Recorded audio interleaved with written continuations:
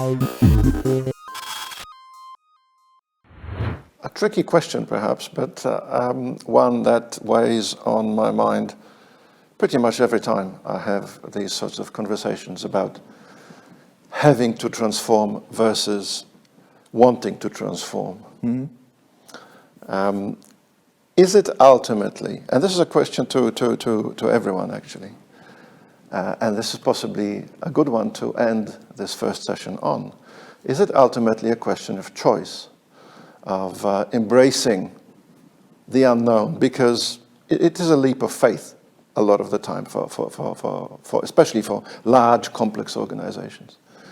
Embracing the unknown, and knowing that if they do, they will have a chance to reform and create something even bigger and even better, or waiting, or maybe not doing it at all, and simply disappearing into a sort of a sea of irrelevance. Yeah, that's the discussion about the risk. We just spoke about it. What is the risk of not doing change? it? Yeah. Yeah. So this is also corresponding to the corporate strategy. If your strategy says do nothing, just wait because we have no data to make a decision, that's also fine. Or wait until we see what others have done.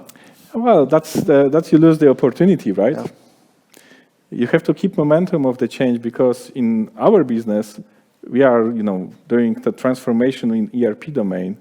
ERP sits in the heart of the organization.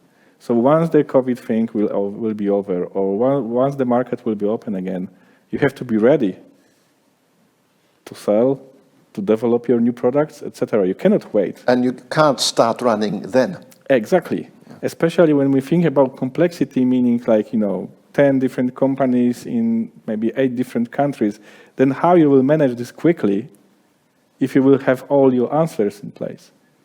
You have to anticipate the future and maybe take a risk of doing the change now in order to be ready in the future. And maybe, your competitors will not do it. Then you will have some advantages up front, right?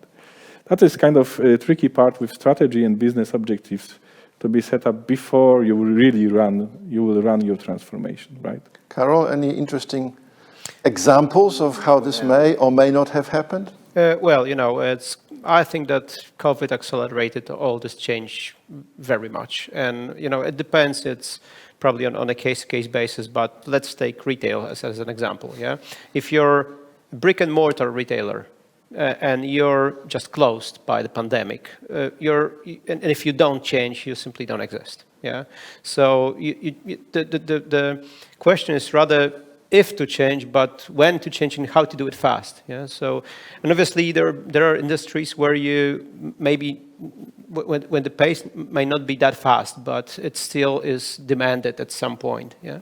So obviously this is a matter of strategy in particular industry you're in, but actually, I think that the change is happening, and obviously it's much better to be in the forefront of it. And you can, after many years of change, you can learn the process and become a change yourself, and change can become your DNA. Yeah, and it's much better position to start and to compete in any kind of demanding circumstances. We even said in our company during our discussions with customers that now we have to develop the industrialization process of change, like how to quickly roll the solution out to the different legal entities, maybe in 1 year instead of 3 years.